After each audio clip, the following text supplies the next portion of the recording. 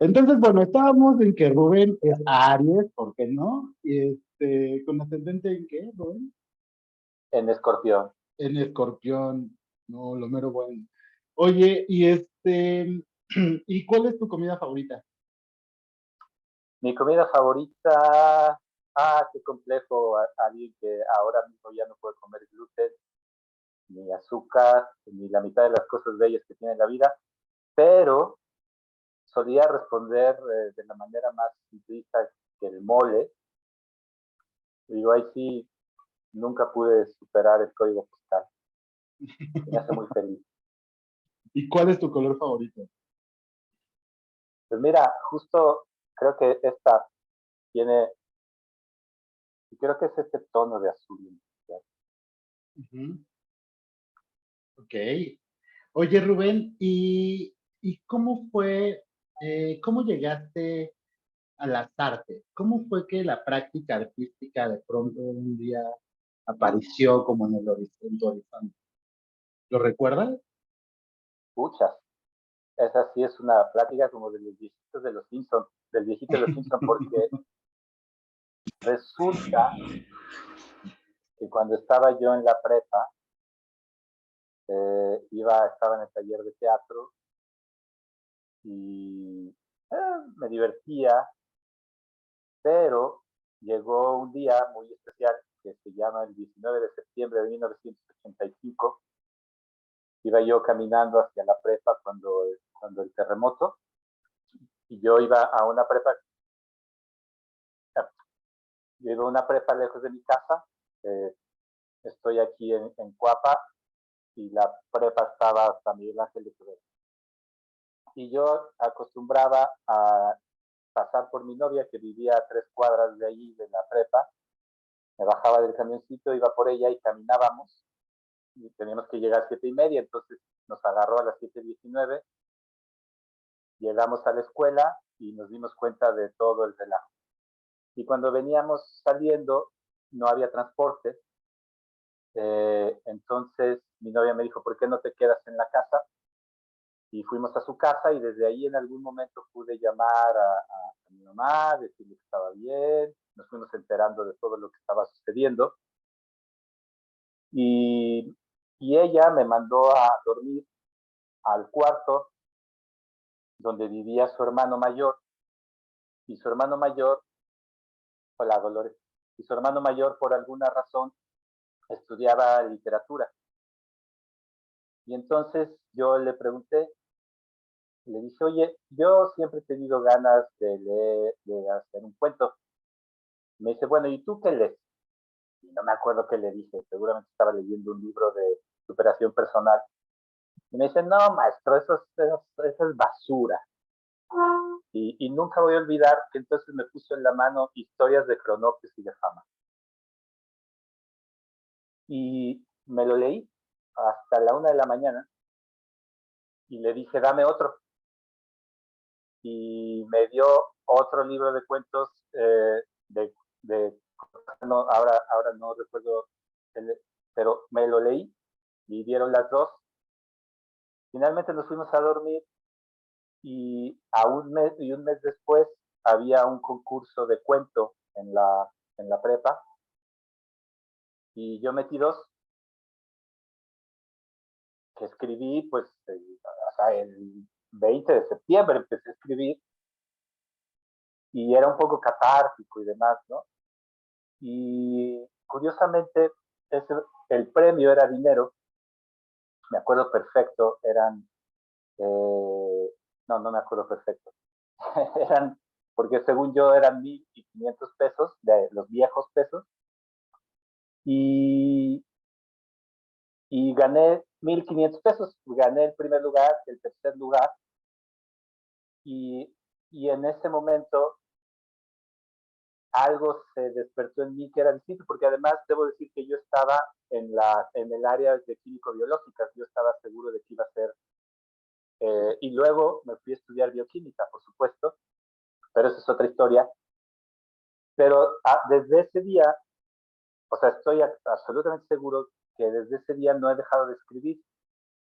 Quiero decir, no importa lo que haga, yo estoy escribiendo, ¿no? No importa que sea teatro, no importa que yo sea un antitextocentrista, o sea, no importa todo eso. Para mí esa sensación que descubrí al leer por primera vez la historia de Cronopios y de Fama y de montarme en poder generar algo así, está todos los días. Son, a estas alturas, deben ser unos 40, casi 40 años de eso, ¿no? Y no hay un día en que no suceda, pues, ¿no? Incluso como ahorita estoy haciendo un barquito con el pistache, no, sé que no se ve, pero este, es eso, pues, que está ahí, ¿no? Y que luego me hizo sufrir un montón y lo que quieras, pero bueno, pues desde entonces y ha tomado las formas que ha necesitado, ¿no? Escribí cuentos, luego me publicaron libros de poesía y un buen día eh, llegué al taller de teatro de la UAM Iztapalapa, donde estudiaba bioquímica, de ahí me reclutaron de una forma muy extraña en una compañía de teatro, perdón, de satélite, donde me hice amigo de un amigo llamado Claudio Valdescuri, y luego él me invitó a ir con Margules, y luego todo lo demás pues, ha sido este caos espantoso de la vida. Pues de Margules no puede haber más que un caos espantoso de la vida. Pero bueno, eso, digamos, las formas que toma, ¿no? Porque además yo llegué con Margules, según yo, a ser actor, y terminé siendo director, porque ante Margules ser actor era un desafío que yo no podía sostener con mi poca valentía. Pero bueno, digamos, ¿no? Ese es más o menos el resumen del desastre. Oye, bueno, me parece increíble y me parece que además, o sea, me parece muy linda la historia. Además, yo ya me sabía, porque yo pregunté por 10 veces, pero, pero como que quisiera que ahora le entráramos un poquito a esta parte de cómo empieza a tomar forma de teatro, ¿no? O sea, porque me parece que las formas que empiezas a tomar de pronto, porque, o sea, lo que nos narras tenía que, más que ver con las letras, ¿no? Es un poco, ¿no? Cómo es que se vuelve o sea, que toma cuerpo, ¿no? O sea, que toma cuerpo, tiempo, espacio, o cómo es ese brinco a que se vuelve teatro y pues podemos aprovechar como para que nos cuentes qué pasó también ahí pues, con tu padre Ludwig, ¿no? Cómo llegaste ahí, ¿no? Porque ahorita te tengo otra pregunta. Ajá. Bueno, fíjate que como algo pasó cuando en la prepa eh, me di cuenta que podía escribir, como que algo despertó a la artista que en mí dormía y entonces como que empecé a hacer yo soy absolutamente introvertido, aunque nadie lo crea, pero terriblemente introvertido y me volví un poquito extrovertido y entonces la maestra de literatura que era fantástica me pasaba a mí a leer y me acuerdo que me pasaba a mí a leer harto y luego en el taller de teatro eh, que tuve dos maestros, uno de ellos fue Antonio Peñuñuri, por cierto, un día haciendo un ejercicio a mí me tocaba hacer Argón de El enfermo imaginario, que se hace el enfermo, como que el muerto, me recuerdo, y está además su sobrina allí junto a ella. Y me acuerdo perfecto de que yo tenía que como revivir y como asustarla, ¿no? Porque ella pensaba que yo estaba muerto. Y me acuerdo perfecto de haber tenido la sensación del tempo y me levanté y me acuerdo que dije, sobrina o algo así, que dice el texto y mi compañera se asustó y de alguna manera se asustaron también los chicos que estaban, mis compañeros de clase. Es una tontería, pero me di cuenta que yo podía hacer algo para que la gente, que surtiera efecto en la gente Y la maestra empezó a poner un poco de atención en mí y me dijo, ¿por qué no vas y estudias donde yo doy clases, que era el colegio de teatro, la FAC? Pero por razones que ahorita no recuerdo, nunca pude hablar con ella. Yo no tenía idea de la vida. O sea, debo decirlo que yo era un pajarito de la ciudad, verdaderamente no tenía idea de la política, del arte, de absolutamente nada. Y nadie en mi vida, nadie en mi familia había sido artista, entonces nadie tenía idea de qué era eso, lo cual es un problema del que algún día tendríamos que hablar en general.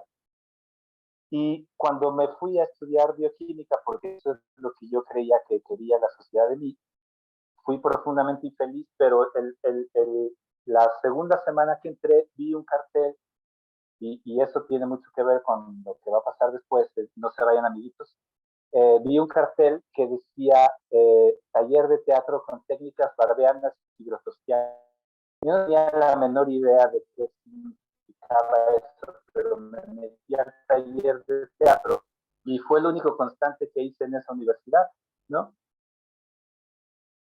Y, y dos compañeras de bioquímica que invitó a ir a este taller, a este otro taller, donde estaban varios chicos que vivían en satélite, entre ellos estaba Claudio Valdés, estaba Gastón Llanes, estaba como orbitando porque era mayor Mario Iván Martínez, por ejemplo, y, y digamos, ellos hacían un teatro semiprofesional donde yo empecé a trabajar con la tutela de Susana Wayne. Susana Wayne también había sido una alumna de Sextano, y empezamos a hacer algo que a mí me interesaba, que tenía que ver con lo que yo había estudiado en el taller, que era hacer lo que entonces se llamaba teatro danza. Era muy importante porque pues, tampoco nadie lo hacía. Y un día yo llevé, porque además paralelamente yo me di cuenta de que la bioquímica no era lo mío, me empecé a estudiar literatura. Y yo un día a ese taller en satélite llevé dos cosas que yo quería, porque Susana propuso, bueno, vamos a hacer algo nuevo. Y yo les dije, yo quiero hacer esto. Y les llevé Altazor, que era el poema del que yo quería hacer mi tesis, y le llevé una música de un hombre que se llamaba Jorge Reyes. Y entonces con eso nos inventamos una cosa como de danza teatro que presentamos en Casa del Lago. Y me hice muy amigo de Claudio. Con Claudio y con Mario hicimos una pastorela que se llamaba Luzbel el Impostor, que era divertidísima para nosotros, espero que también para el público, porque nosotros nos estaríamos riendo cada vez, moríamos de risa y además nos daba un poco de dinero. Y un día Claudio dijo, ahora tenemos que ser más profesionales porque vamos a hacer una compañía, entonces tenemos que estudiar, y como tenemos que estudiar, vamos a meternos a estudiar con este señor que se llama Margulis, del que yo tenía otra historia, pero esa la contaré otro día o después. Y me acuerdo perfecto porque para ese entonces yo era corrector de estilo en el CIESAS, porque tenía que vivir de algo. Era corrector de estilo en el Centro de Investigación de Antropología Social. Y me acuerdo que renuncié un 28 de febrero y el 1 de marzo de 1993 estaba yo en la clase con Margules. Ese día llegué. Claro, el único idiota que le siguió el juego a Claudio fui yo. Y entonces nos metimos allí con Ludwig. Y fue muy importante para mí porque, es decir,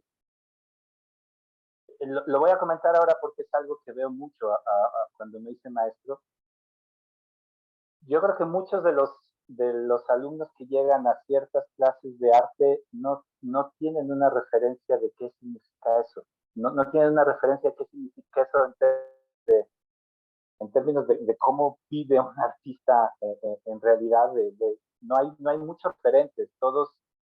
El arte ha sido para las juventudes en México, o por lo menos en la capital, un factor de movilidad social, pero por otro lado, también implica un modo de vida, un modo de estar en el mundo del que no tenemos siempre muchas ideas, ¿no? y hay una especie o de romantización o de vida en cierto tipo de caos, que no siempre es productivo. Y lo que para mí significó Ludwig fue un orden muy claro, un orden muy riguroso y un orden muy lúcido, por otra parte. Con una serie de dinámicas que a lo mejor ahora pasarían por políticamente incorrectas y de las que no me interesa conversar, pero ni por un segundo, no ahora, pero que generaron una alta exigencia intelectual, una alta exigencia técnica y una alta exigencia en el trabajo con la gente, un alto y un gran horizonte del conocimiento humano y del conocimiento de la cultura.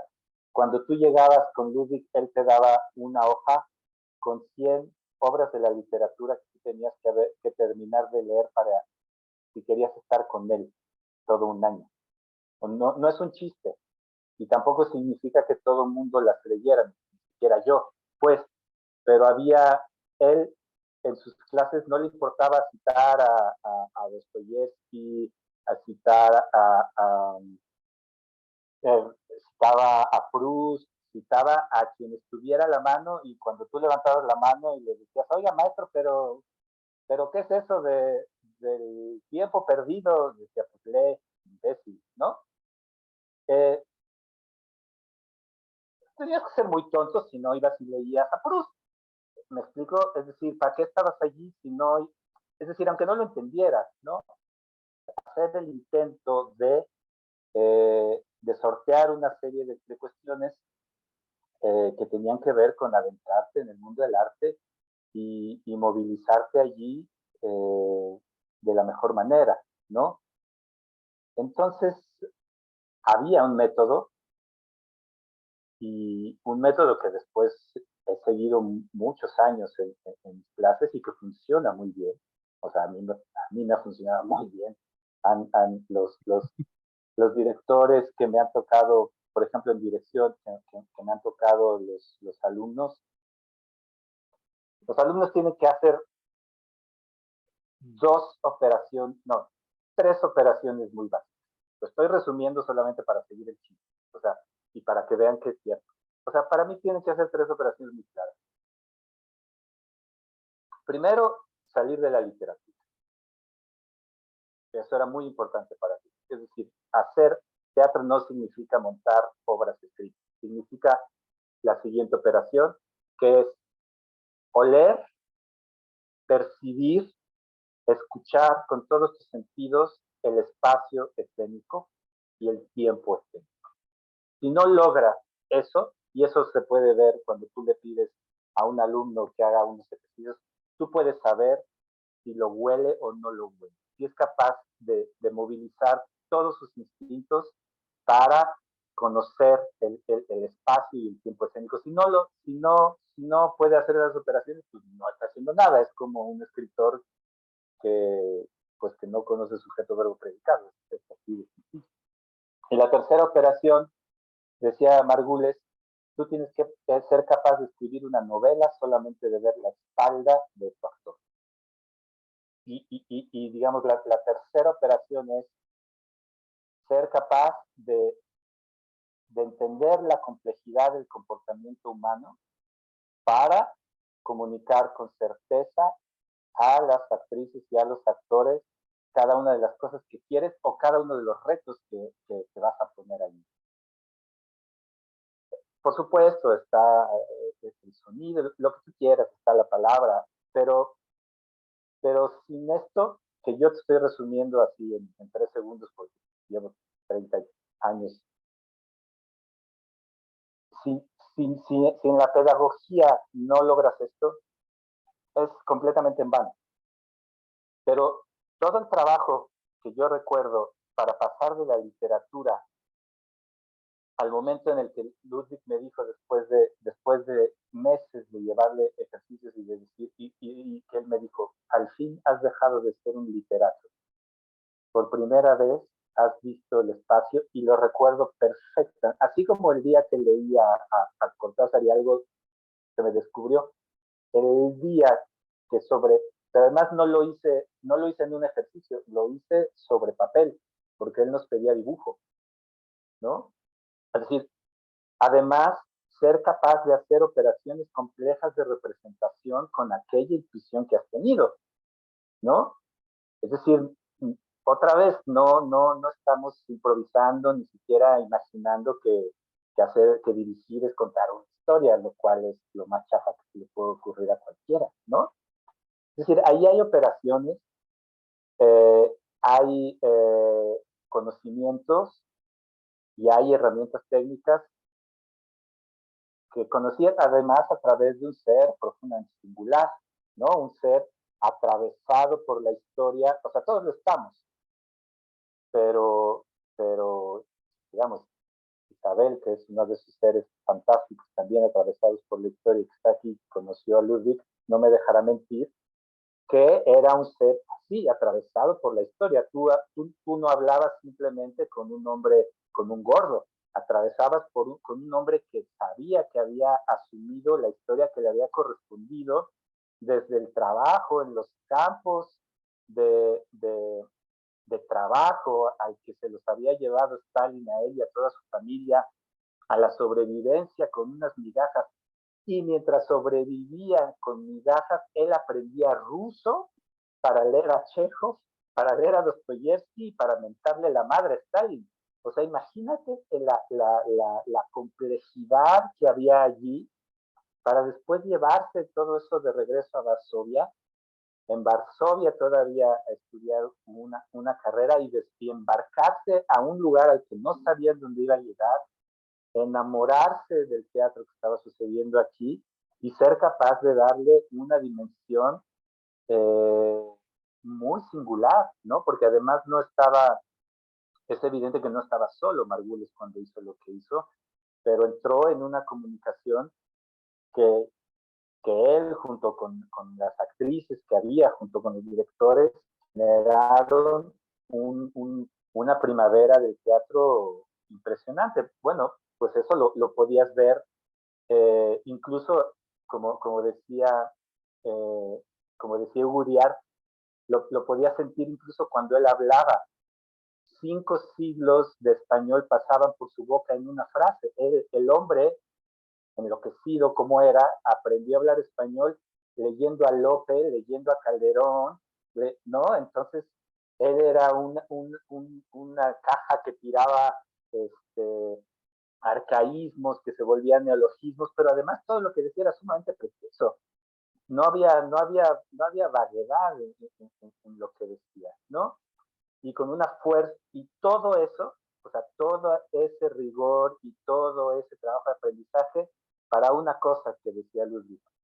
Todo esto solo funciona, perdón, para tirarlo y para que solamente actúe la intuición. Que es exactamente todo lo contrario a lo que nos suelen enseñar, ¿no? Que deja la intuición ser la dueña de la casa y ya se organizará. Pues nada, ¿no? Cuando la intuición es la dueña de la casa, descubres el Mediterráneo una y otra vez y eres muy feliz porque volviste a descubrir que el agua moja, ¿no? Todo el problema de la... Ya estoy terminando esta idea, pero perdón si me haya claro. Pero todo el problema del rigor maleano es volver a descubrir el Mediterráneo, por favor, ¿no? Como cuando uno abre, cuando se prende la luz y dicen que hace un postdrama y uno dice, bueno, es que poesía en voz alta y burrola ya, hay que abrir un libro, por favor, ¿no? Por el amor de Dios, algún día, ¿no? Porque si no, no estás generando un diálogo que es importante para la sociedad. A Ludwig le importaba denunciar cómo la voluntad de esclavitud se había metido en cada uno de nosotros y cómo los mecanismos del poder eran muchísimo más complejos de lo que pensábamos que eran. Los mecanismos de poder, porque le tocaron la piel, porque le tocaron el cuerpo, él los conocía muy bien. y conocía lo complejos que eran, pero lo que más le daba grima, y lo dijo antes que Foucault, es que nosotros integramos esos mecanismos de poder. Y le interesaba el teatro como una posibilidad para hacer conciencia de que esos mecanismos de poder están metidos en nuestra piel y salen por nuestra palabra y siempre terminamos jodiendo al otro precisamente por eso, ¿no? Bueno, pues todo eso lo aprendí con el gordo. Bueno, a ver, bueno, a mí me nacen mil preguntas sobre esto que estás diciendo. O sea, es que pienso que me parece bien interesante esto que habla sobre la intuición, y ahorita que quede para allá, pero como que primero quisiera hacer una pregunta que me parece que es muy obvia, pero porque creo que de ahí podemos partir como como que se puede hacer un entronque, ¿no? Y es que como todo este trabajo que es tan interesante y tan hermoso que nos cuentas, que hiciste con Margules, eso se desarrolló dentro del marco del modo de producción puesta en escena, ¿cierto? ¿No? O sea, es decir, Sí, la puesta en escena que tiene un director y que tiene unos actores y que hay una jerarquía y una forma de construir textocéntrica, etcétera, etcétera, ¿no? Ahí estuvo enmarcado eso, ¿no? sí.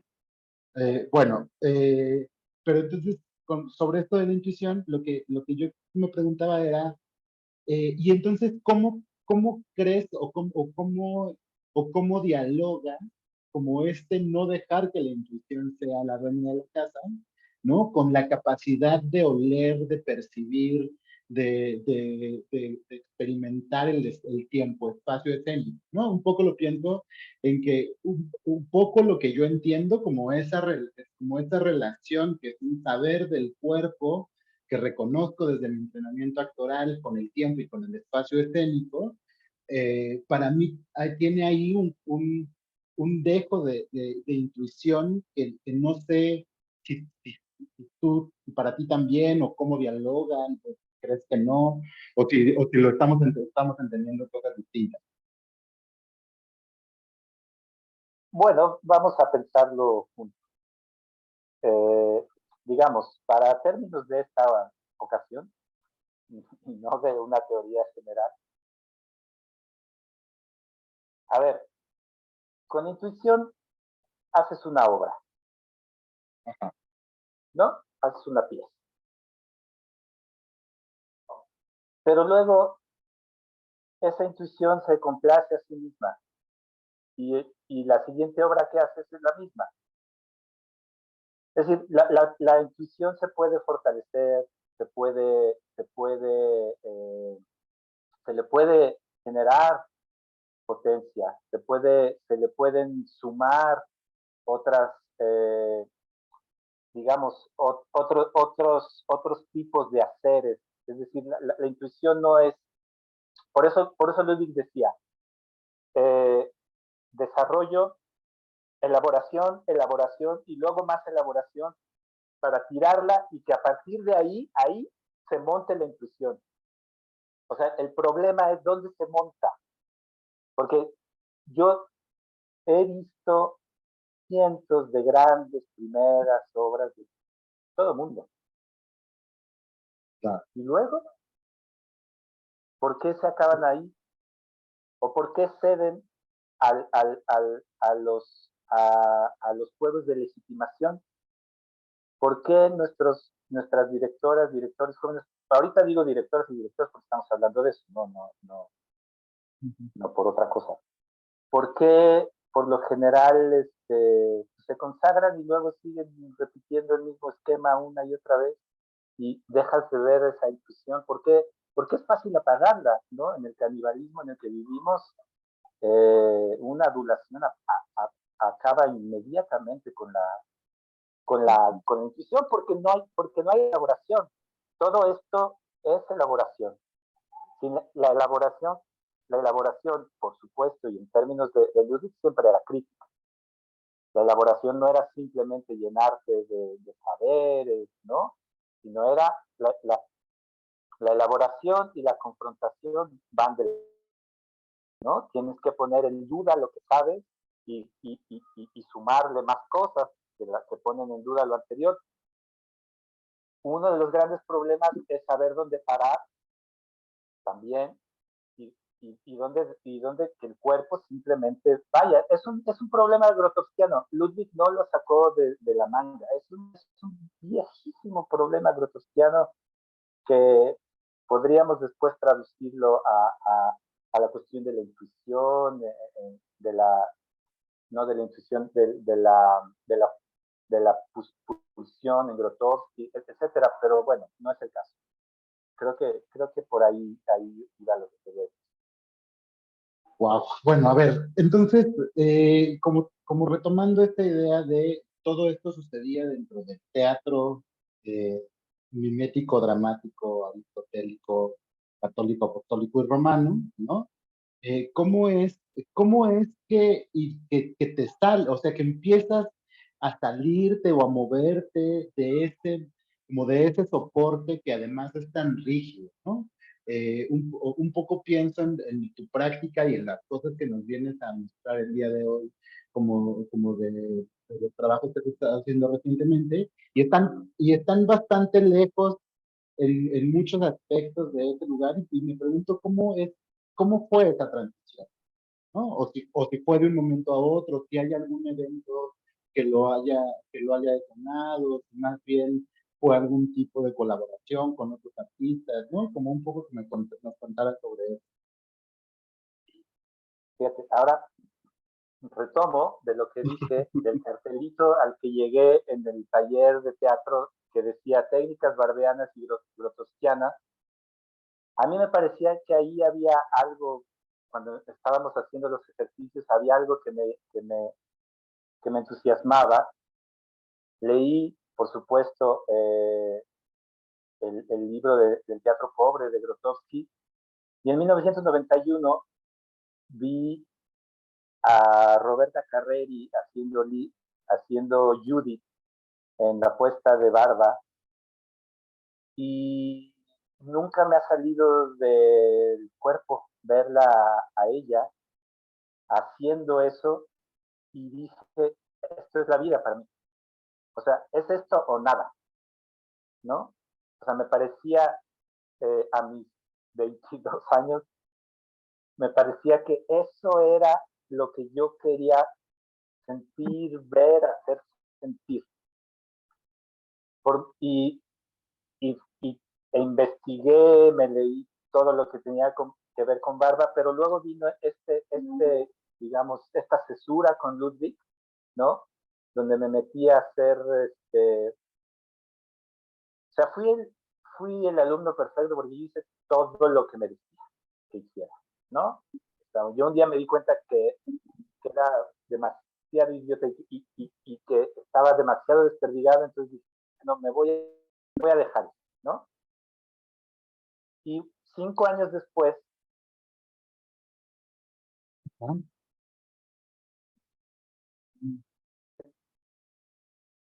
eh, ¿sigues ahí?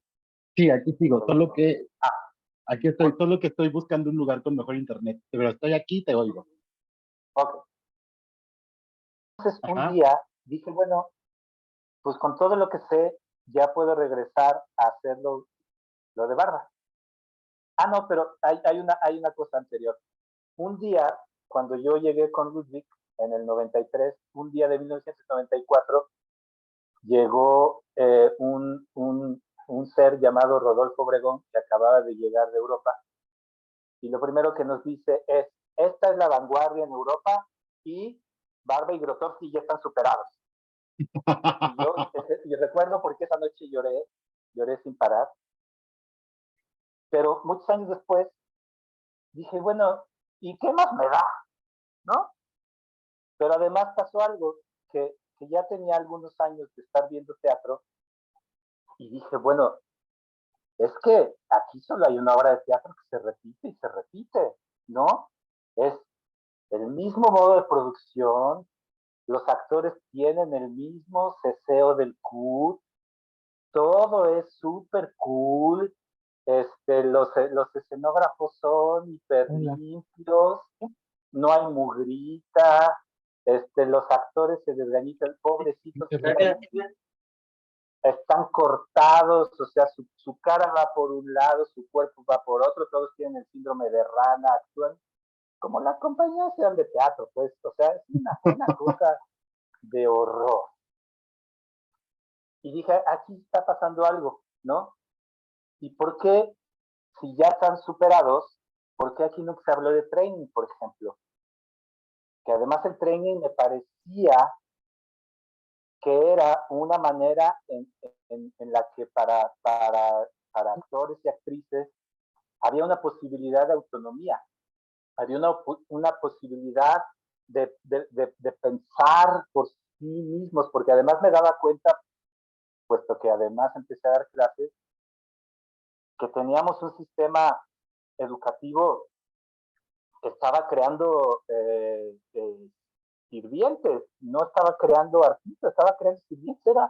Era muy impresionante el poder que tenían los directores, que ese es un poder histórico, pero me parecía impresionante el modo priista en el que habían desviado todo, ¿no? En el que habían generado clientelismos, en el que habían generado una serie de cosas, eh, como la Compañía Nacional de Teatro, aquella, ¿no?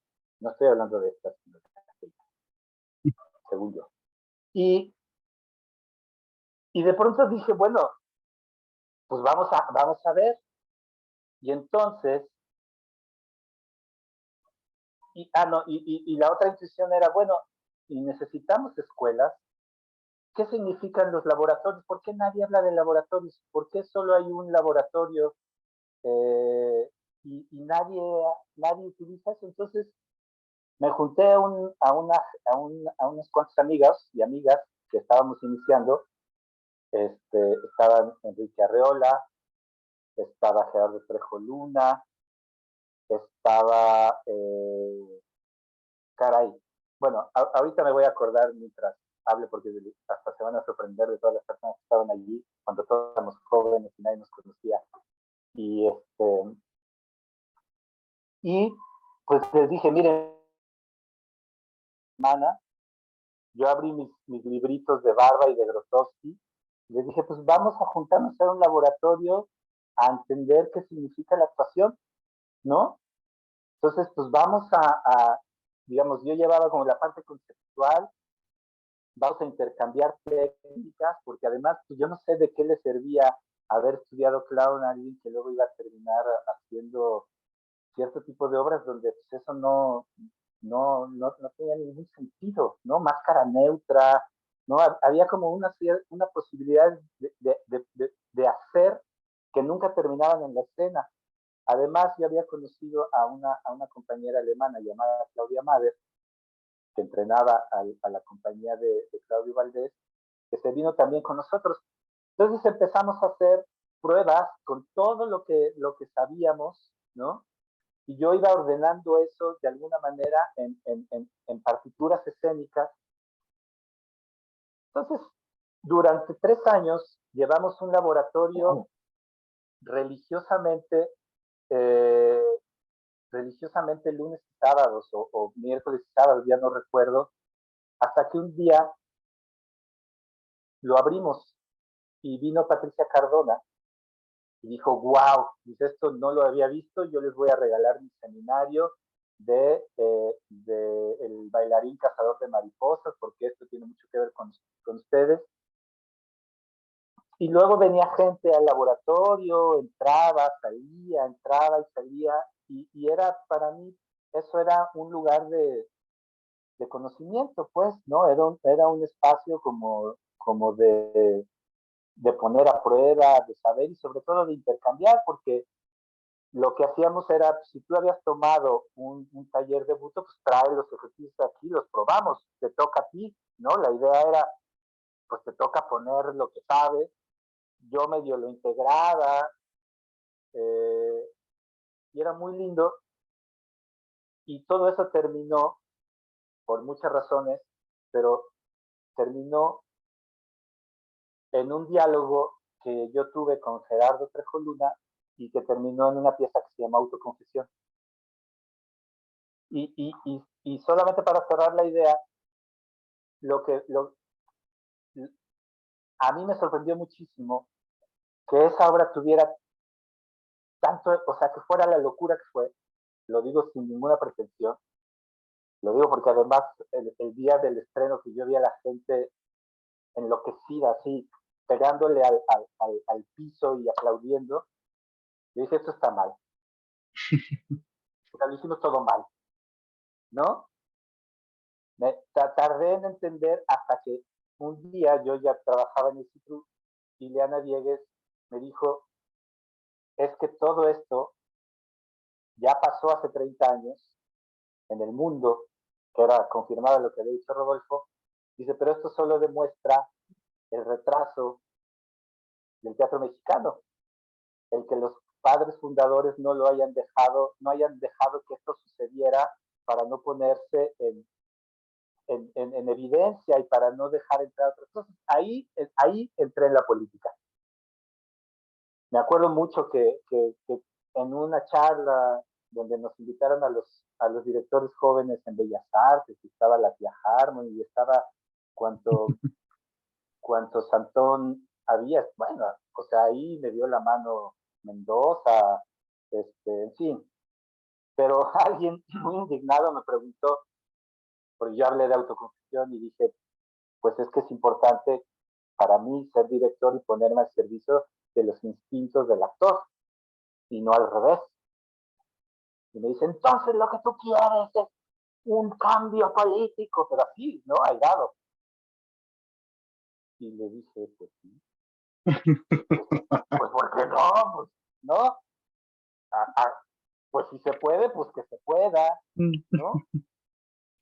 Y recuerdo que además yo me peleaba con todos los críticos, porque todos los críticos empezaban hablando del texto, de Peter Hanke, y yo les decía, miren maestros, nosotros trabajamos por medio de partituras, por medio del trabajo sobre la escena y el trabajo vocal, y lo que hice con el texto de Peter Hanke fue romperlo realmente en 7, nunca nada de estudiar el texto y esas cosas, porque lo que había que hacer era volverlo más a vocal, materia vocal, ¿no? Entonces, pues, esparcí el texto sobre las partituras que ya teníamos y había que darles eso, una masa vocal, pero que estuviera coordinado con los propios impulsos del actor, ¿no? Entonces, bueno, digamos, para terminar de responder lo que tú me decías, pues era eso, de pronto era darme cuenta de que, de que, de que el arte no es neutral, pues ni siquiera dentro de sí, de que había unas políticas de legitimación que mostraban que dejaban pasar unas cosas, no dejaban pasar otras, y que además todo eso estaba envuelto con la repartición de quién podía acceder a ciertos beneficios y quién no podía acceder a ciertos otros beneficios, ¿no? Todo lo que ahora también, por otro lado, con toda justeza también nos han mostrado las compañeras en su trabajo feminista, ¿no? Pues digamos, más modestamente, era como muy claro que eso estaba pasando y digamos, lo que era terrible era que se estaba atentando contra la biodiversidad escénica, ¿no? Que No, bueno, luego vino un relevo generacional, pero lo que esto era, o sea, como dicen los viejitos, ¿no? Que decían, todo esto era campo antes, no, todo esto era cárcel antes, ¿no? Todavía hasta el 2010, 2012, todo esto era cárcel. Y el modo de producción y de pedagogías para cierto tipo de teatro que todavía siguen allí, ¿no?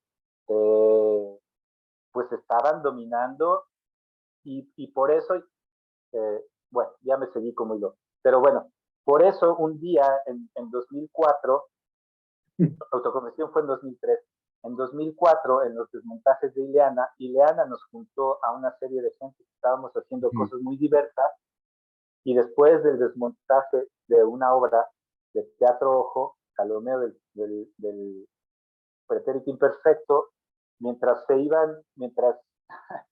iba saliendo la escenografía, de pronto nos quedamos viendo y estaba Jorge Vargas, Alicia Laguna, Héctor Burges, Ricardo Díaz, Jean-Frédéric Chevalier, Gerardo Trejoluna, Alberto Villarreal, Liliana Diegues y yo, y nos dijimos, si somos los únicos que estamos aquí, pues vamos a reunirnos, y nos empezamos a reunir cada 15 días a preguntarnos precisamente qué era lo que estaba sucediendo y cómo lo íbamos a enfrentar, ¿no? Porque ya sabes, pues, ¿no? El mayoriteo estaba sigue, ¿no? Ahora se llama postdrama, o no sé, se llamará lo que se llame, incluso documental, ¿no?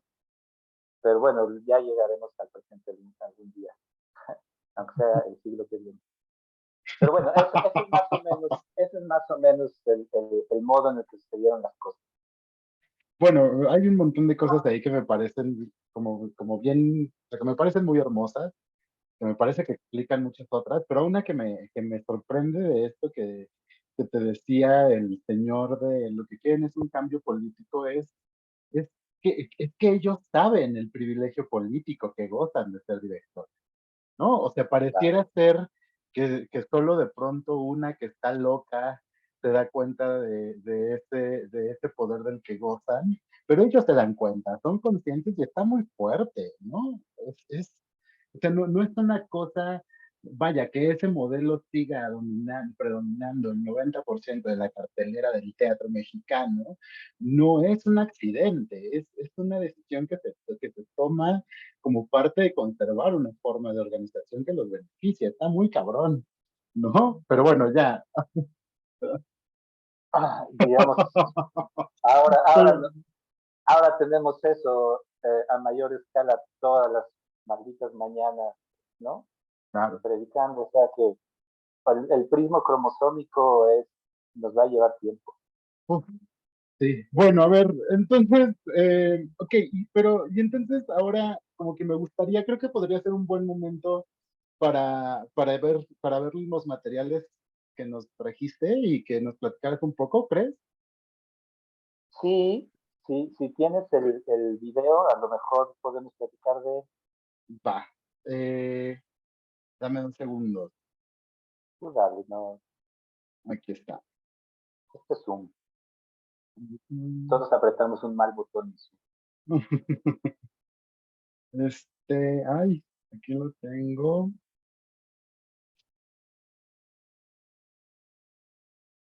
Ok, aquí está. Nada más me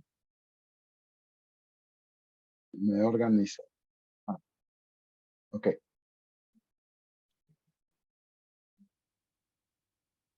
Bueno,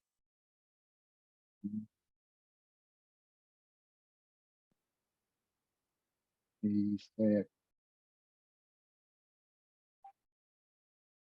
ahí va,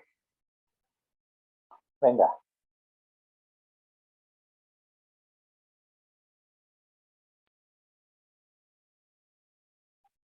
va.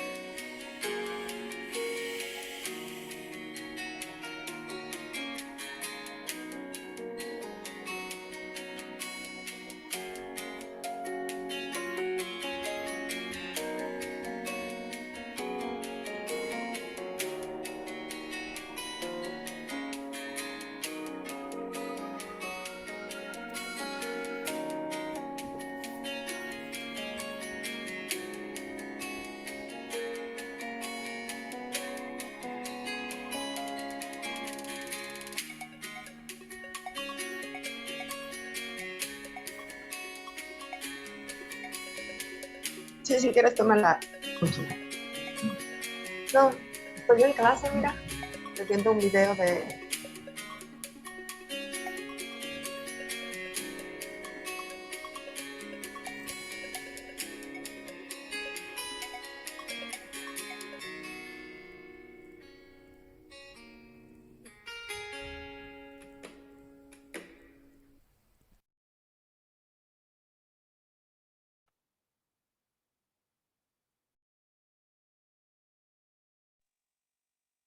Qué lindo Bueno, es.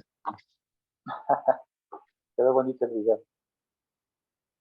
Eh, a ver, han pasado algunas cosas, ¿no? Desde, solo para retomar el hilo que teníamos de Ujú, la conversación, es decir, había que pensar para mí en eso, ¿no? Cómo generar un poco de biodiversidad en el propio campo tenía que tener sentido, ¿no? Tenía que tener sentido porque había como que implícito una función del propio arte, ¿no? Es decir, no, esa no la estaba poniendo en juego todavía, ¿no? Es decir, que hubiera diferentes formas de hacer teatro tendría que acabar generando algo bueno, ¿no?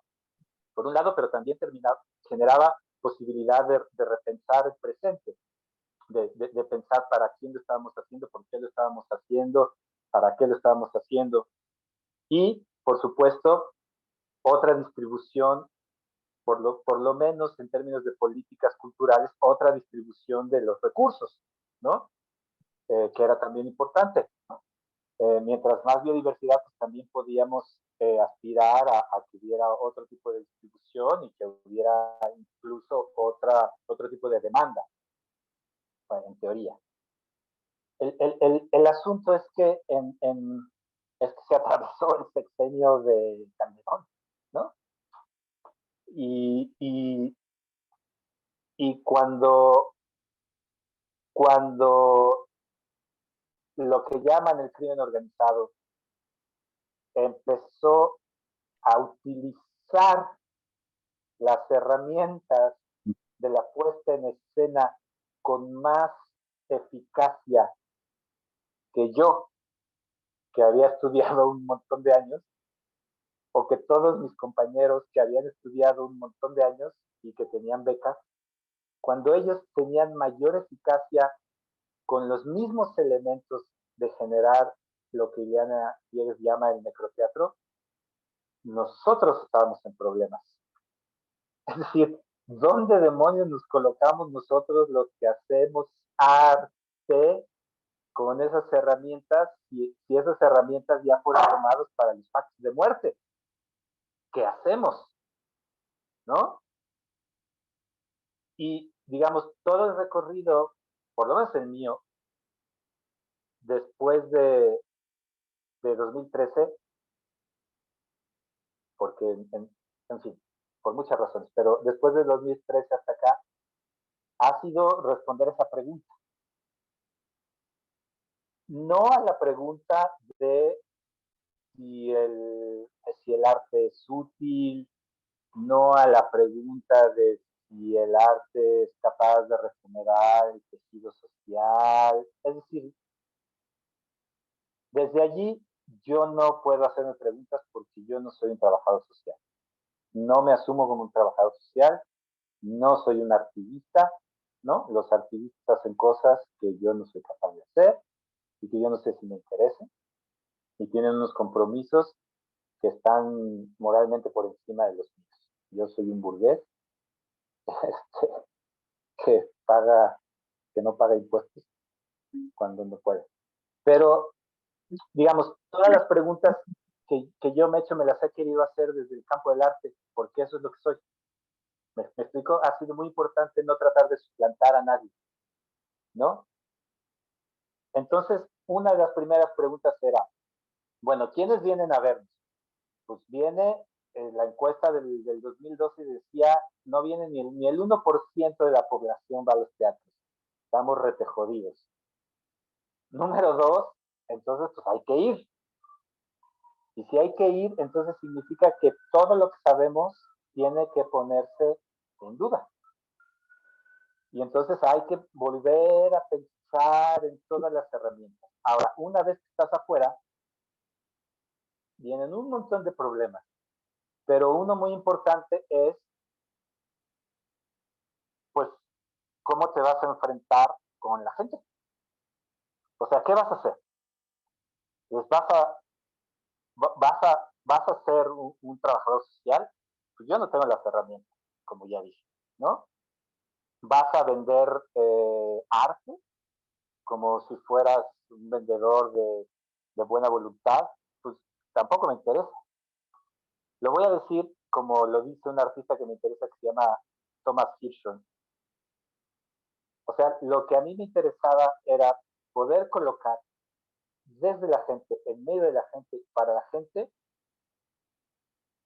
eh, objetos, acciones, relaciones que conflictuaran el espacio, que conflictuaran todo lo que estaba sucediendo allí. Es decir, no se trata de dar respuesta a una petición social, porque yo no lo puedo hacer. O sea, lo peor que le ha pasado al arte y lo peor que le pasa a este sexenio es que le pongan al arte a cumplir las cosas que todo el sistema no ha cumplido así, ¿no? O sea, nosotros tenemos que resolver la corrupción de que ellos, por favor, ¿no? Ni desde cuándo acá y por qué. Ahora, no nos podemos desentender tampoco de eso. Eso también sería terrible. Pero entonces, ¿qué hacemos? Pues hacemos lo que sabemos hacer, que es problematizar y poner e instalar preguntas, ¿no? Ahora, esas preguntas, cuando son puestas en litigio con la gente, y cuando digo en litigio quiere decir que no siempre estamos de acuerdo, cuando digo en litigio quiere decir que incluso litigamos con la memoria de una comunidad, cuando digo en litigio quiere decir que eso implica que nos vamos a meter en una conversación con la gente y para hacer esa conversación necesitamos estar allí, necesitamos hacer preguntas, necesitamos caminar. ¿Cómo he caminado estos últimos 10 años? No les puedo decir todo lo que he caminado. O sea, estoy feliz cuando siento que mis patas ya no me sostienen porque he andado por todo el lugar y porque he visto a toda la gente que me cae de la patada o que me cae muy bien, ¿no? Porque no hay otra manera de litigar sino esa, ¿no? Entonces, la pregunta es, ¿qué clase de monstruo se puede instalar allí en medio de la gente para generar eso, ¿no? Luego, pero eso no me corresponde a mí, luego eso tendrá una conducción hacia pactos de vida y no hacia pactos de muerte. No sé si me explico, es decir, de entrada yo no vine a hacer el bien en este mundo. O sea, no, no podría. Pero sí me comprometo a no generar más pactos de muerte. Eso sí me parece importante, ¿no? Y que desde el arte los hemos hecho y lo seguimos haciendo. Eso sí. Entonces, una vez que estás entre la gente, también te haces vínculos. Y esos vínculos también te llevan a otros lugares.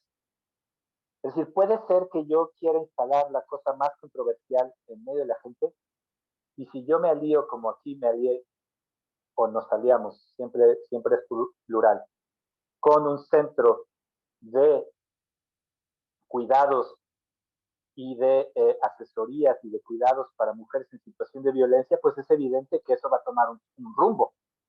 No hay que hacerse tontos. Pero yo no puedo instalarme en el lugar de ellas.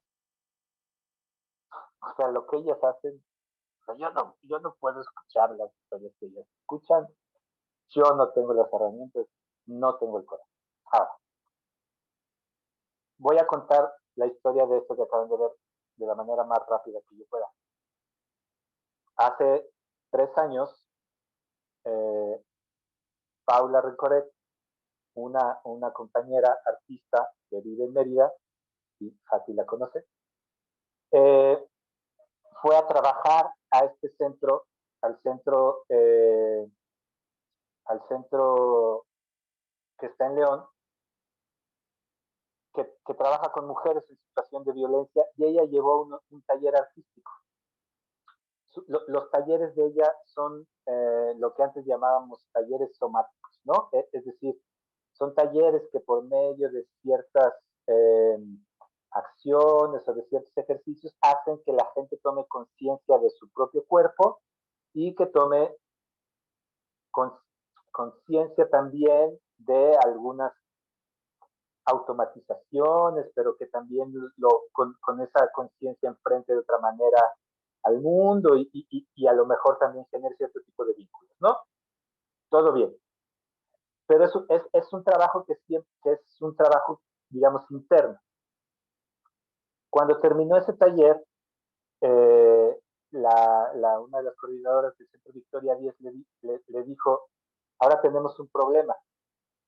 El problema es que, claro, nosotras aquí en el centro les damos herramientas de autoempoderamiento, digamos, en el buen sentido de la palabra, ¿no? De conciencia, de derechos. Dice, pero cuando salimos a la calle y, y, y le damos a la gente folletos o hacemos cierto tipo de acciones, dice, la última vez, literalmente, en donde nos poníamos al otro día, había una raya roja pintada que decía, de aquí no pase. Y más adelante decía, y otra raya roja que decía, si de aquí pasan, las matamos. ¿No? Esa es la situación de ese barrio. La pregunta era, ¿qué otras herramientas tenemos para generar prácticas expresivas para echar a andar el derecho al espacio público? Porque ellos hablan siempre en términos de derecho. Y Paula, que es una grandísima gestora, es impresionante la intención que ella tiene como gestora y como artista, digamos, dijo, pues hay alguienes, y ahí está Rubén, que hace cosas en el espacio público. ¿Por qué no nos podemos a dialogar? Y nos pusimos a dialogar junto con Mariana Blanco, que es otra gran artista que está en Oaxaca y que ella ha trabajado con mujeres en Pluma, Oaxaca. Y mediante un Iberescena logramos traer a un artista de España y otro artista de Argentina que también han trabajado con mujeres y en el espacio público. Y nos juntamos primero a conocernos, a intercambiar herramientas y a planear qué podíamos hacer, porque ya habíamos convenido con el Centro Victoria 10 hacer un taller con las mujeres que llegaran a este taller. Y fue muy bello porque estábamos todo el tiempo en comunicación con el Centro Victoria 10, pero también entre nosotras, y generamos este taller. Nosotros estuvimos trabajando una semana en Oaxaca y luego nos trasladamos a León. Y el primer día que llegamos a León, las mujeres que fueron al taller nos recibieron con un recorrido. Nos quisieron mostrar el barrio, su barrio, y nos dijeron, aquí pasó esto, y aquí pasó esto, y aquí pasó esto. Y desde ese momento yo pensé, pues lo que hay que darles es un contrarrecorrido. Es decir, ¿cómo hacemos que este barrio y estos lugares que tienen memorias de pactos de muerte empiecen a tener una resignificación? O sea, que signifiquen otra cosa. ¿Cómo generar otro tipo de memoria en este cuerpo? ¿No? Y entonces nos fuimos distribuyendo el taller, ellas también empezaron a dar estas técnicas de trabajo somático, que es muy lindo. Y yo por mi parte hice un trabajo de mapeo, ¿no? Ese trabajo de mapeo que siempre hacemos y que siempre es bla, bla, bla, que todo el mundo hace. Que todo. Aquí tenía mucho sentido porque pues era eso. O sea, entonces, curiosamente tú haces el trabajo de mapeo para situarte, no para chorear sobre el mapeo, ¿no? Y aquí pues era para situar los afectos, para situar la memoria. Entonces hicimos un gran mapa y entonces nosotras, las talleristas, que les propusimos un contrarrecorrido al recorrido que nos habían dado ellas. Ahora, aquí hay una historia que me gusta mucho. Les propusimos a ellas el contrarrecorrido y eso generó un problema, porque había ciertos tipos de acciones que no sabían si querían hacer. No sabían, no sabían si todo esto era pertinente. Estuvimos dándole vueltas a eso como una media hora, porque entre que sí, entre que no. Y entonces Ángeles, la coordinadora del centro, dijo, ok, paremos esto. Vamos a hacer un círculo de palabra como los que solemos hacer. La pregunta es, ¿quieres hacer mañana el recorrido, sí o no? La primera mujer que tomó la palabra dijo, no, tengo miedo, pero no me voy a interponer. La segunda dijo sí, la tercera dijo sí, y empezaron a decir sí, pero desde el modo en el que lo decían, iban afirmando hasta que la última dijo sí, porque es nuestro derecho y nadie nos va a quitar nuestro derecho. Fue bellito, o sea, para mí es uno de los grandes momentos de toda mi existencia, porque estábamos litigando la pieza. O sea, estábamos en problemas y estábamos negociando. Esa palabra es muy importante para mí. El otro día salimos a hacer ese recorrido que se ve allí, ¿no? Y a la primera parada llegó esta mujer que había dicho no, caminó con nosotros un momento y dijo, yo solamente quería venir a decirles dos cosas. Uno, que sigo teniendo miedo, pero dos, que yo quisiera estar con ustedes y aquí estoy, aunque sea sin mí. ¿No? Es decir, ahí está una pieza, ¿no? Artística, porque yo la puedo usufructuar ahora para, como estoy haciendo ahora, para moverla en los circuitos de validación y demás, porque la puedo explicar. Pero por el otro lado, hay un exceso, perdón, como todo el arte, lo importante del arte es ese exceso que produce. Ese exceso que quién sabe a dónde demonios te va a llevar y que quién sabe quién se va a apropiar. Aquí todo el chiste es que hay unos ciertos límites acordados de dónde se va a llevar eso.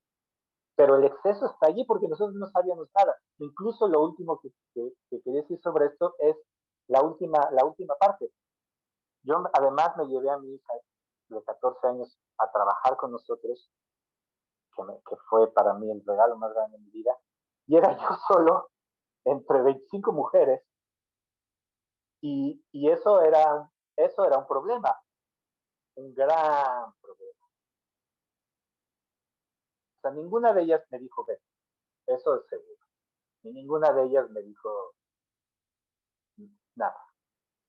Pero un día, estando las talleristas, una de ellas dijo, bueno, sí eres el único hombre, ¿eh? Eso tiene que pasar algo. Dijo, ¿por qué no hacemos la pieza de Marina Abramovich?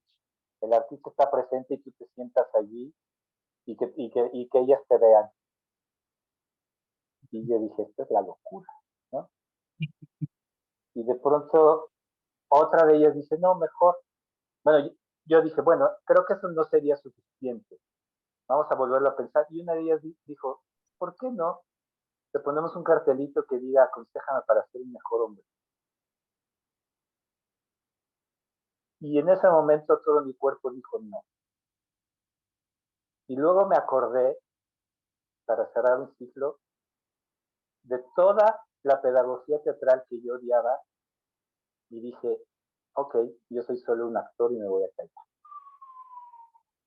Dije, si ese es el lugar donde yo tengo que estar, ahí voy a estar. Y yo lo único que dije fue, bueno, no pongamos un cartelito, yo les pregunto y que ellas hablen y yo escribo un poco.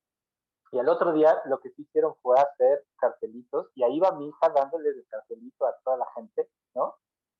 Y vi como a 40 mujeres. Mi trabajo era callar, por supuesto, y escuchar. Adiós, Isabel, qué gusto verte. Gracias por venir, te quiero mucho. Y fue impactante, pronto saldrá algo que escribí sobre eso, pero dos cosas más que todavía quiero decir. Una cosa más.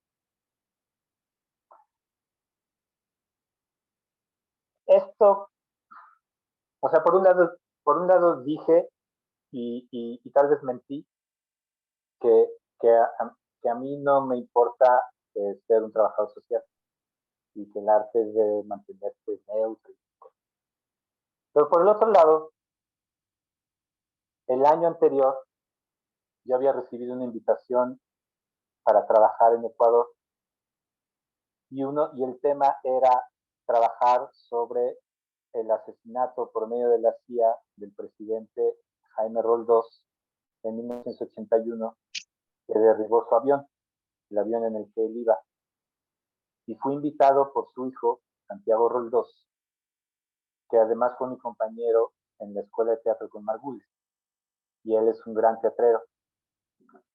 Y su proyecto, el proyecto del que yo solamente me en una parte, se llama Materiales para el juicio de la muerte de Jaime Roldós. Y yo lo que me pregunto, y por supuesto a él le interesaba salir del teatro que ellos hacen, que es un teatro de los teatros, y empezar a trabajar de otra forma. Y luego el tiempo, y si no, si ya estamos cansados, lo vemos otro día. Pero trabajamos sobre todo trabajamos en un recorrido que hicimos por Ecuador, por el sur de Ecuador. Pero la pregunta que yo me hacía allí era si no sería que con ciertos tipos de dispositivos que estábamos haciendo, pero que también han hecho otras compañías, no solo nosotros, no hay allí una posibilidad de generar otros tipos de justicia. Puesto que el nombre de juicio para la muerte es metido allí en el proyecto en el que yo estaba trabajando, lo primero que a mí se me ocurrió fue cómo hacemos esta justicia. Porque la justicia no es volver a los tribunales que declararon hace 40 años y que habían perdido todas las turbinas, que habían perdido todas las evidencias. Un juicio que nunca, o quién sabe si vaya a suceder algún día en Ecuador. Pero ¿cuál es el juicio que puede suceder cuando Santiago, que es verdaderamente Hamlet, o sea, realmente lo conoce todo el mundo en Ecuador, es como el hijo de Lázaro Cárdenas, como Cuauhtémoc Cárdenas? Cuando él camina por la calle y la gente lo reconoce, ¿qué pasa si usamos su propia imagen para generar otros reencuentros con la memoria de Jaime? Y la memoria de Jaime es la memoria de la democracia, de los derechos humanos, de la reintegración de Centroamérica y de Sudamérica, ¿no? Jaime estuvo en las charlas en Nicaragua, en El Salvador, él hizo una carta para reunificar políticamente América Latina, en fin. ¿Será que estas prácticas artísticas en territorio, esa era mi pregunta, que generan encuentros uno a uno y que generan cierto tipo de espacio para otro tipo de conversación, son capaces de generar cierto otro tipo de justicia que yo voy a llamar justicia poética? Es decir, será, y esa era la pregunta que me hacía, y no es para responder, es para hacer, ¿no? Pasaron muchas cosas que tal vez les cuente en otro momento, estamos cansados, lo que ustedes quieran, pero esa pregunta estaba aquí. Es decir, ¿será que el que estas mujeres ocupen el espacio público que les ha sido negado, que lo ocupen con juicios, que lo ocupen con juegos, que lo ocupen con un momento en el que, pues, ese momento en el que nos dimos las manos frente a un mural donde están las pinturas de todos los jóvenes que han muerto allí, de ese barrio. Nos dimos la mano y Ángeles dijo, ahora vamos a nombrar en voz baja o en voz alta a las personas que hemos perdido. Y yo dije, bueno, pues vamos a estar aquí un minuto. Estuvimos 8 minutos. Todo el mundo nombró, y mientras más nombraban a gente, más llantos había. Pero era un ritual que se debían. ¿Me explicó? ¿Será? ¿Podríamos llamar eso justicia poética? Yo no lo sé. yo no lo sé, pero la, la, en, para mí era importante enmarcar este tipo de acciones allí, ¿no? No para que se cumplan, sino como hacen los artistas, ¿no? Los artistas se dicen, voy a generar un bastidor de tales dimensiones y voy a trabajar en ese. Solo voy a trabajar esta paleta de colores. Bueno, dentro de esas preguntas que para mí son necesariamente formales, está esta, ¿no? Si es posible que esto sea una especie de justicia poética, no lo sé. Pero bueno, ahí quería instalar la última pregunta y la pregunta en la que estamos ahora, o en la que yo estoy ahora, ¿no? ¿Qué significaría esto? ¿Qué significaría pensar que lo que hicieron Isabel Toledo y Aristeo después de la pandemia, estas cartas, no tendrán algo que ver con eso? ¿No tendrá algo que ver con eso el trabajo que hace Sara Pinedo con los chicos en plan de abajo, en León también? ¿No tendrá que ver con eso ciertos trabajos que hacen Murmurante, por ejemplo, ¿no? Cuando hablan de la diversidad? Es decir, esa manera de hacer públicas cierto tipo de cuestiones y, y no solamente y de dar un espacio para problematizar, un espacio otro, un espacio utópico, si tú quieres, un espacio que reorganiza las cosas de otra forma, no será una justicia poética, ¿no? Y, y me lo digo también como investigador, ¿no? Porque, porque qué coincidencia que esté pasando eso en este momento para muchos de nosotros, ¿no? El acompañamiento a muchas personas que están realmente buscando justicia. Y no se trata de sustituir una cosa por la otra, estamos claros, ¿no? Se trata de preguntarnos si la otra justicia no tiene un montón de niveles que no corresponden con la complejidad de la vida, que tienen que ser cumplidas.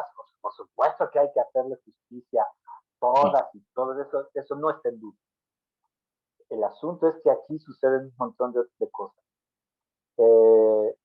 Bueno, le voy a dejar aquí la pregunta porque a lo mejor la gente que está aquí tiene otras preguntas o tú, en fin. Sí, creo que estaría bueno como abrir un poco la conversación, ¿no? A las personas, bueno, yo igual si no tengo por ahí algunas cosas, pero como alguien de las participantes quisiera hacer alguna pregunta, hacer algún comentario, ¿no? Como tomar la conversación. ¿Alguien ahí?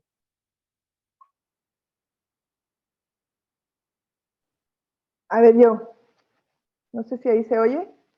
Sí.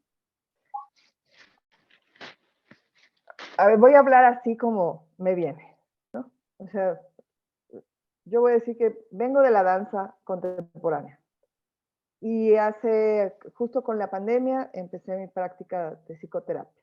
Y terminé el año pasado metida por quién sabe qué razones en un diplomado de creación ahí en Centro de las Artes de San Agustín, en Oaxaca. Entonces me di cuenta que me ocurrió algo en donde no quería hacer danza, pues, ¿no? O sea, de convocar a alguien a qué, a ven a verme o a qué, ¿no? Entonces terminé, al final, digo, yo no era la coreógrafa principal, el coreógrafo que me había invitado desertó, dije, pero no me quiero ir. Y terminé haciendo, creo que por eso me acerco, Rubén, y por eso quiero ir a ese taller que vienes a dar acá por Ajijic. Tal vez un poco para no estar tan sola, para ahorita que pasaban el video y que te dijeron esto de la Marina, sentí una conexión inmediata, ¿no? Porque dije, no tengo antecedentes, no me quiero detener porque no tengo antecedentes, pero es un camino por una cuestión de vida, quiero seguirlo andando, ¿no? Yo lo que terminé haciendo fue un dispositivo ahí, y ni sabía que se llamaban dispositivos, la verdad. Yo lo armé ahí, o sea, en el primer espejo de agua, en donde lo que me propuse fue estar ahí 2 días durante 8 horas seguidas para hablar con desconocidos. hablar, bailar, lo que fuera. Entonces terminaron siendo 21 horas, etcétera. Pero ahorita que decías del asunto de la justicia poética, lo voy a traer a esto del encuentro del uno a uno. Mi impresión y lo conversado, que a lo mejor no eran estas justicias grandes, pero ocurrieron reconciliaciones pequeñas.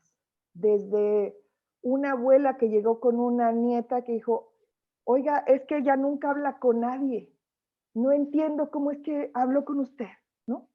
Y fue todo un tema que tenía que ver con la ausencia de papá, ¿no? O hubo toda una interacción con un niño autista, que yo me terminé dando cuenta que era autista porque la mamá me dijo, no por la dinámica del juego. Entonces, ¿qué quiero decir con esto? Bueno, uno que me emociona y me conmociona estar aquí. Muchas gracias por propiciarlo.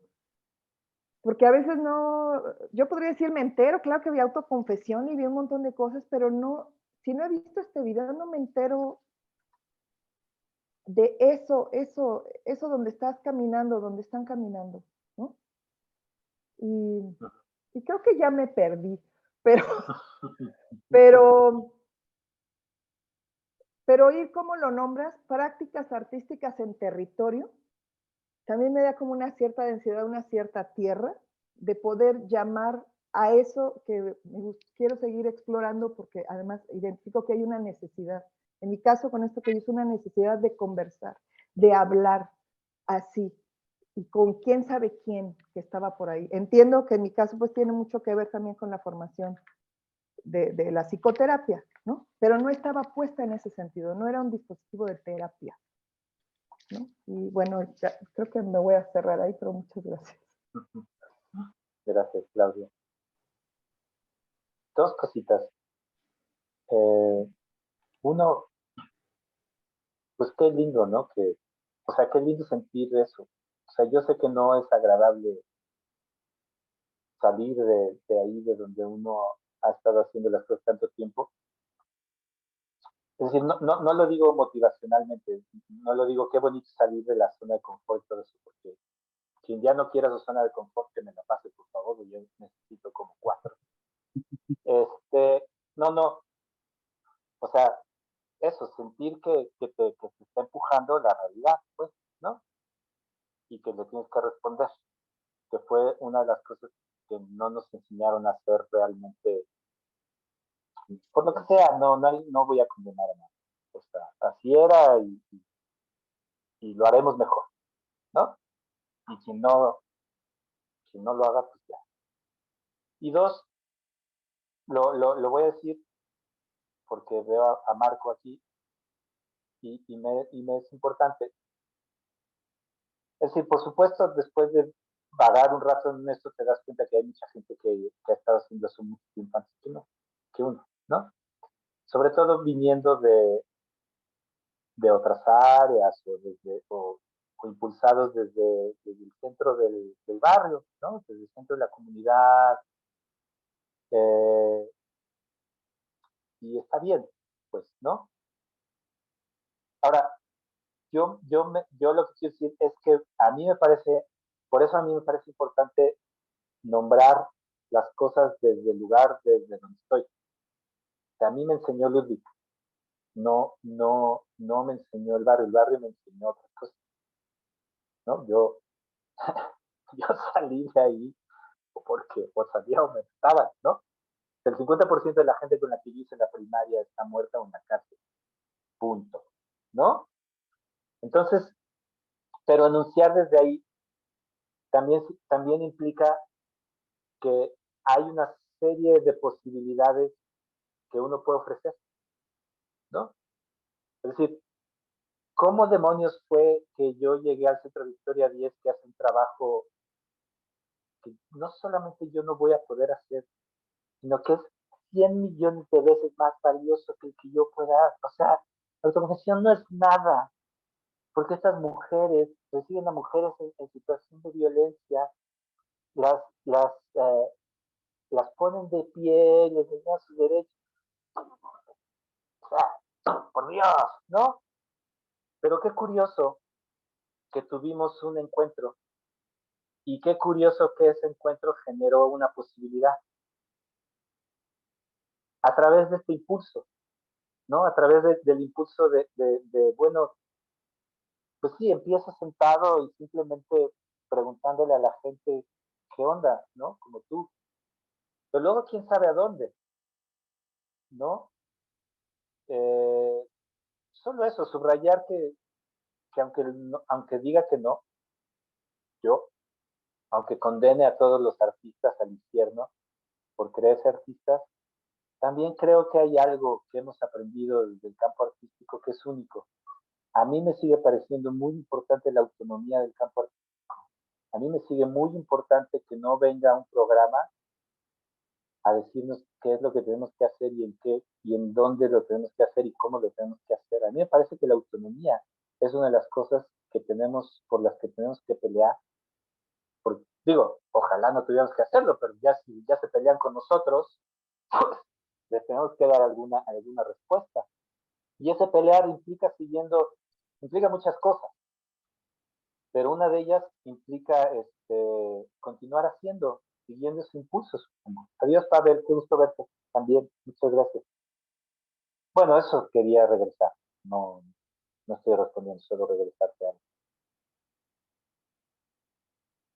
Yo solo me parece como bien interesante porque es algo que se ha repetido, como esta conversación que se está teniendo, es una conversación que se ha repetido con muchas de las artistas que han estado acá y con muchas de las participantes, ¿no? O sea, como que pareciera ser que llega un momento en el que la práctica artística como la hemos desarrollado hasta este momento y que tiene toda esa información de los conservatorios como que caducara, como que entrara en crisis, ¿no?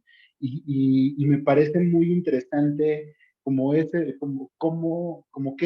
a qué lugares puede llevar esta puesta en crisis, por lo que dices, Rubén, ¿no? Es decir, cómo después del teatro, cómo pasas incluso arquitectónicamente, de la arquitectura teatral, ¿no? A la arquitectura del centro de Derecho Victoria 10.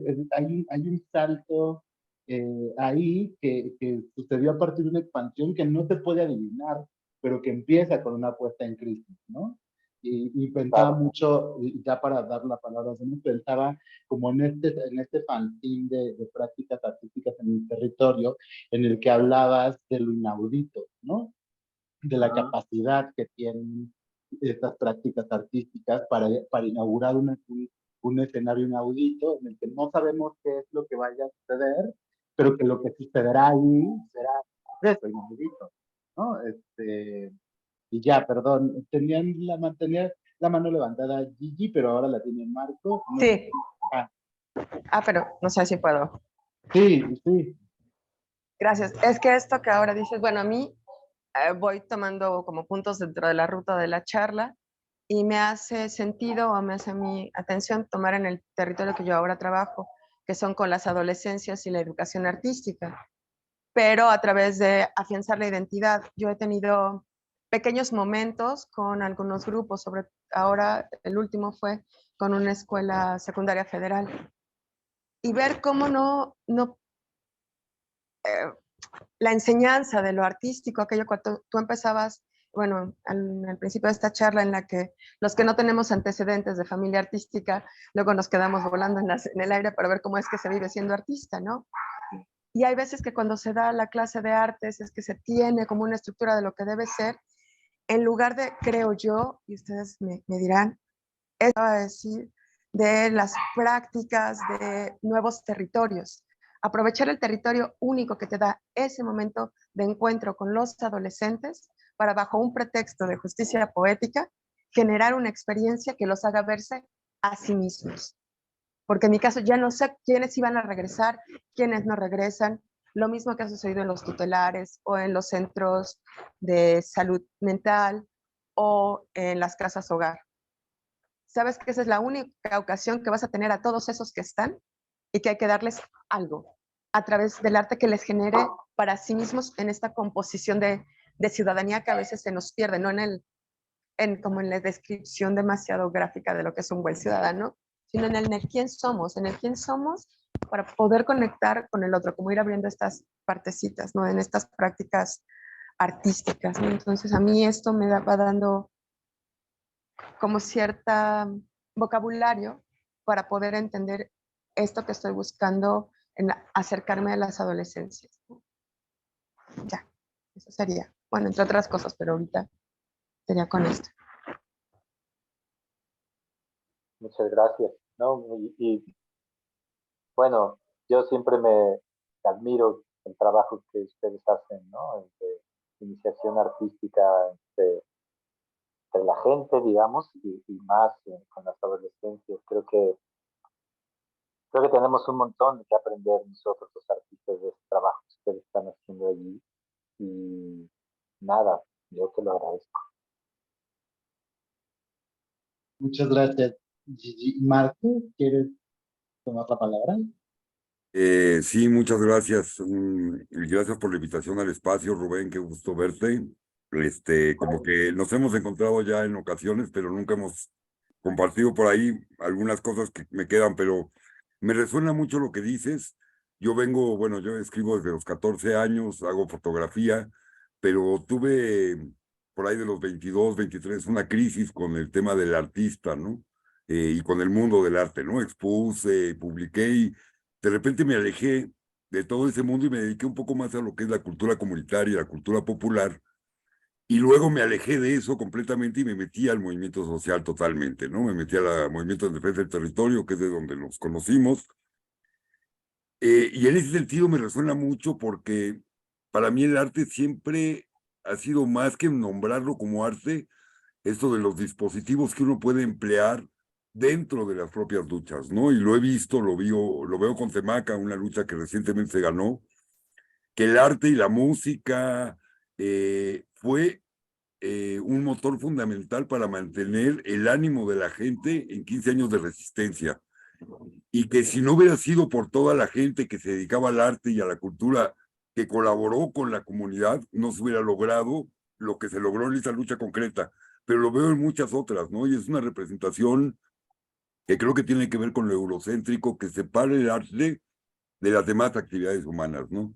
Me parece que el arte tendría que ser algo como la espiritualidad que estuviera inmerso en toda la vida cotidiana, no solo en el espacio del escenario, en el espacio del libro, en el espacio de la exposición, sino un poco como dirían las comunidades originarias, ¿no?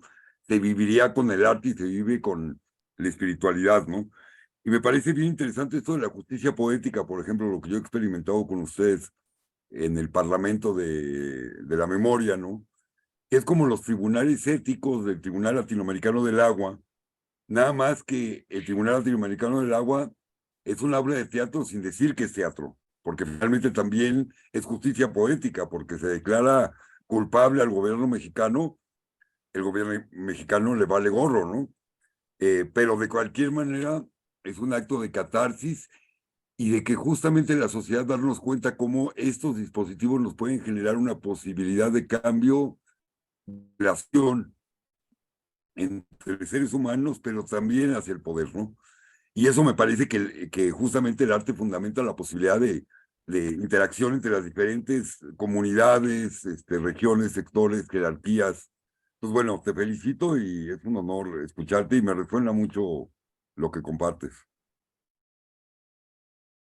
No, qué honor tenerte, Marco, y aprender de lo que tú has hecho desde el arte hasta el trabajo activista.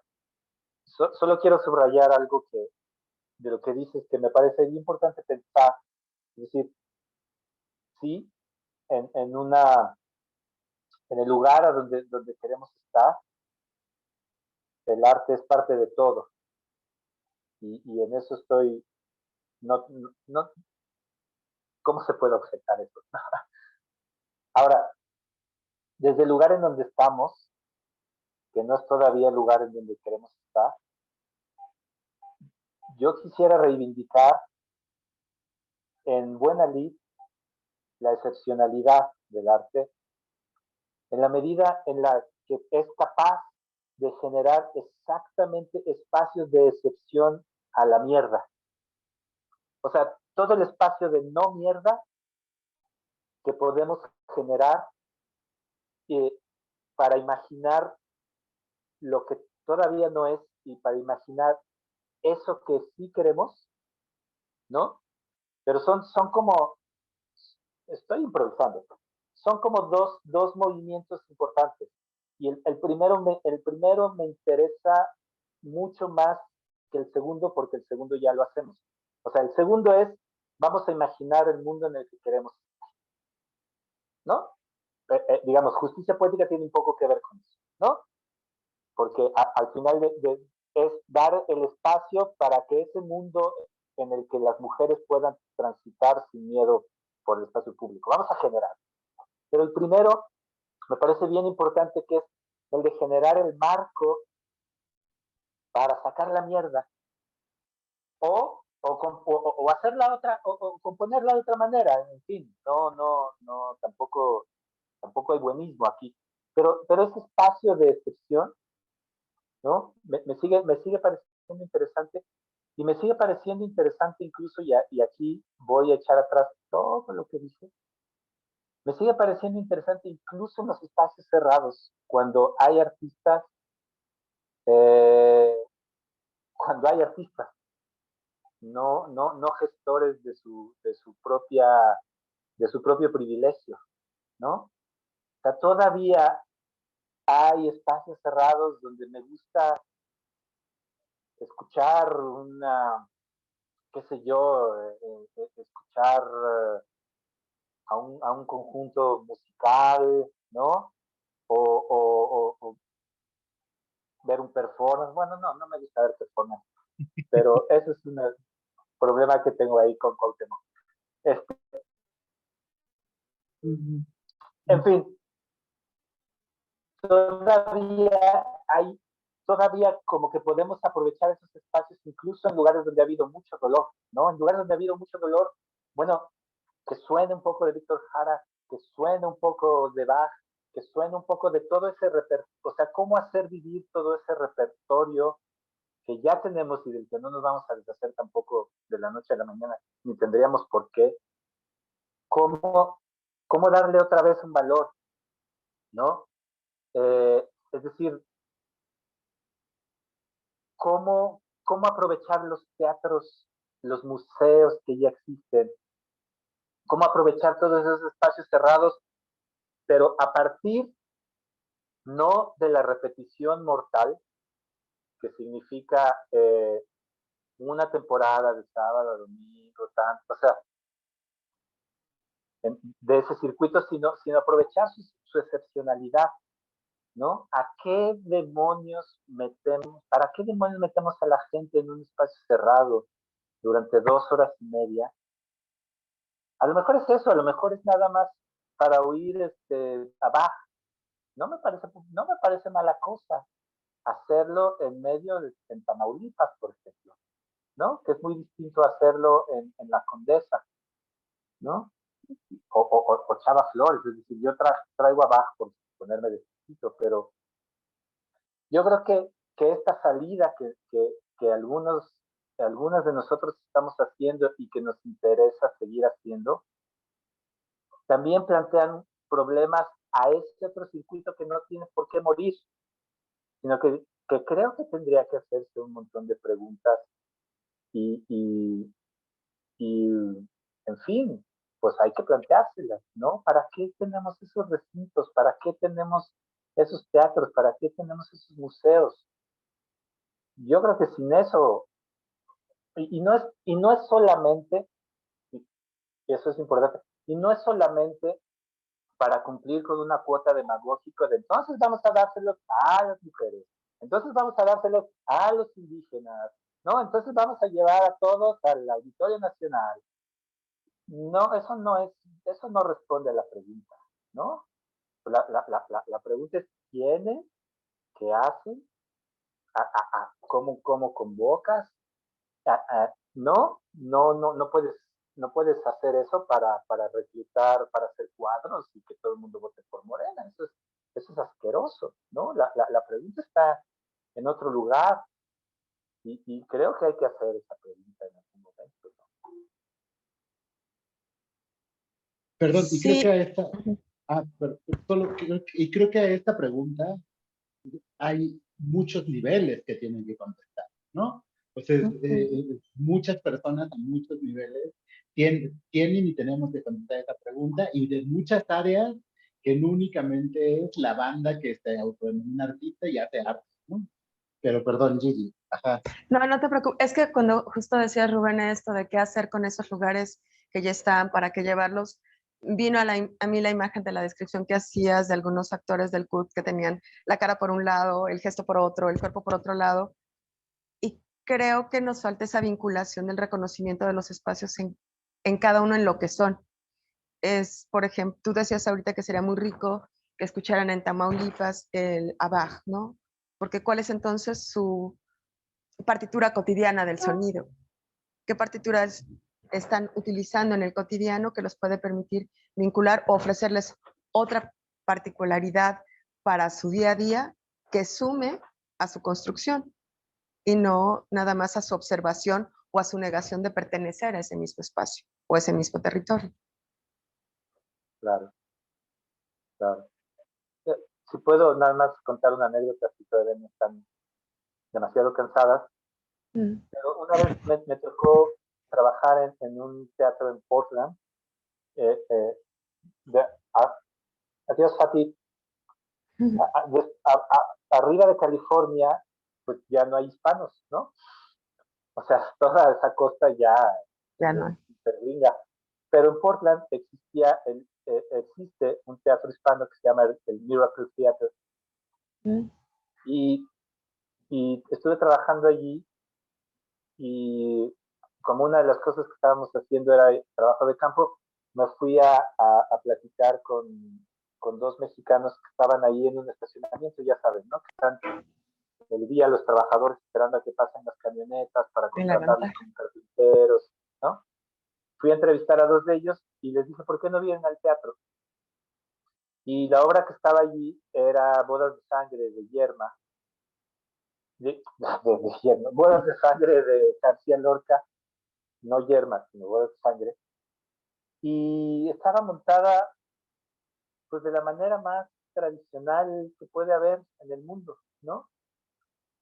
Y yo estaba viendo a los dos amigos que había llevado, pues que tampoco habían visto teatro, y estaban muy impresionados, pero lo más interesante eran dos cosas. Uno, que dentro de esa gran colección en la que estaba la puesta en escena, oías acentos argentinos, acentos uruguayos, acentos centroamericanos, puertorriqueños, diciendo el español más brillante que se puede. O sea, nadie va a superar a García Lorca ni le hagamos al O sea, ya puso la vara muy alta, no hay manera. Era una cosa, ¿no? Escuchar eso cuando todos los días lo que escuchan es inglés y son órdenes por lo general. ¿Me explico? O sea, imagina, o sea, ¿quiénes son los que estaban allí?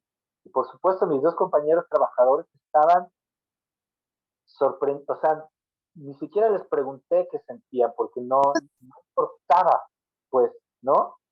Estaban sintiendo otra cosa. Y luego al final, la gente se quedaba en el lobby, porque ahí empezaba el para qué existe el teatro, que era que los argentinos se encontraban con los otros argentinos, se pasaban las noticias, ¿no? Es decir, el teatro nunca ha sido importante, el teatro. O sea, nunca lo fue en los corrales, nunca lo fue. O sea, la gente iba al teatro a tener un pretexto excesivo, extra cotidiano, para reunirse y estar en un estado que les permitiera entablar otro tipo de relaciones, ¿no? La gente se seducía en el teatro, la gente se apuñalaba en el teatro, la gente corría chismes en el teatro. Y esto fue lo que vi en este teatro latino en Portland, ¿no? A eso también, que creo que es hacia donde tú estabas hablando un poco, eso me refiero. ¿Cuál es la naturaleza? ¿A poco solo son teatros para hacer teatro? Pues pues qué poquita cosa, ¿no? O sea, por favor, tanta mover todo eso para que al final aplauso pues es poca cosa, ¿no? Muchas Sí, gracias. es como recortar al ave del paraíso sin alas, ¿no? Y nada más que esté paradita en el exhibidor. Uf, bueno, pues muchas gracias. No sé si alguien tuviera algo más. Yo la verdad es que ya vamos, yo puedo ir 40 minutos más, señor, pero ¿alguien tiene por ahí alguna otra duda, algo que decir? Nadie. Bueno, pues entonces, muchas gracias, Rubén. Muchas gracias por estar acá. Te reitero que me siento muy honrado y muy contento de que aceptes siempre con tanto cariño y con tanta generosidad estos llamados. Y nada, que eres mi maestro y te agradezco.